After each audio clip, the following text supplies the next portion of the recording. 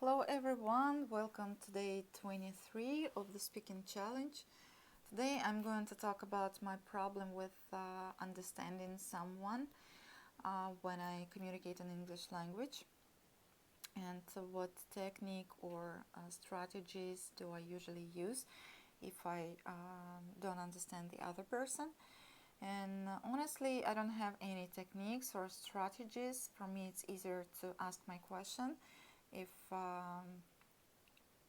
I'm not sure that I did understand uh, that person correct. But there is another point I want to mention about. It's about my experience of studying English at English school in Malta. And I remember every time when a teacher gave us any exercises or tasks to do or any cases to work on with other students and groups, I don't know why, but my brain just turned off all the time. I couldn't understand what we had to do, and I was worried why my brain that didn't work. It's that moment, because actually I don't have any problems. I mean, big, huge problems with listening skills when I watch a movie or when I listen to the music, even if I don't understand the proper words, or if it's a very fast speaking. Anyway, I can understand the general meaning. But teachers usually mm, um, spoke very slow, not like with native speakers, but I don't know why. And I don't know why. I don't know why I had this trouble with understanding, and all the time I felt confused. And it was easier for me to ask someone next to me or other students, classmates, so what we had to do.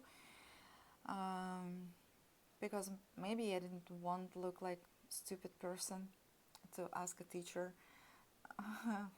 That's, again, to ask because I didn't understand. And I still have this trouble, and I don't know what to do with that. Mm,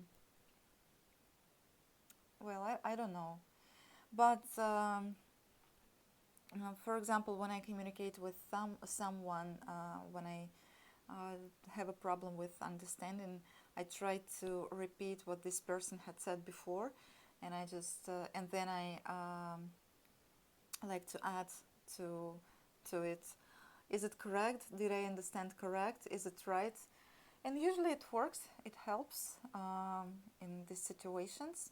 And before finishing this video, I would like to answer two questions that I've got from James last night, but it was a bit late. So he asks about what languages do we speak in Kazakhstan.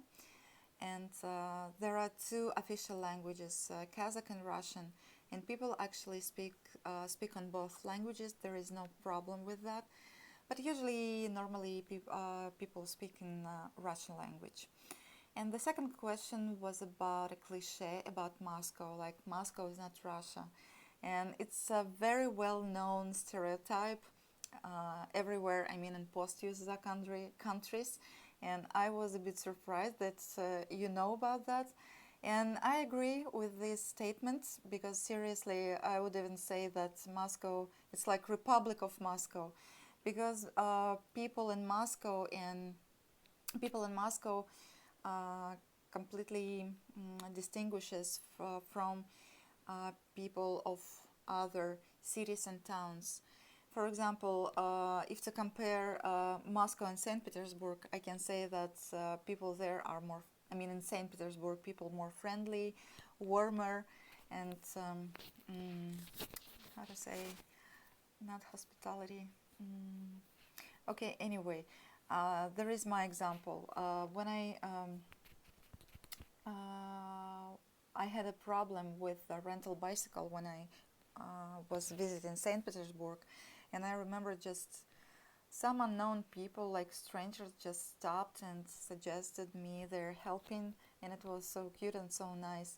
I'm not really sure that people in Moscow would do that, but of course it's my subjective opinion. There are maybe because it's a really huge city, maybe the biggest one in the world.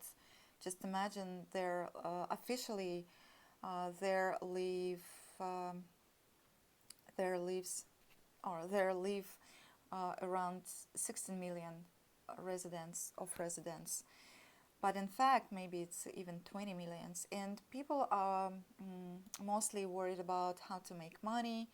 They really think a lot about their looks. But anyway, Moscow is a very beautiful city and it works well to visit it. Red Square, of course, lots of museums, cathedrals, churches, Moscow River, and other interesting places. And this is it for today. Thanks for watching. Have a nice day, everyone. See you later. Bye bye.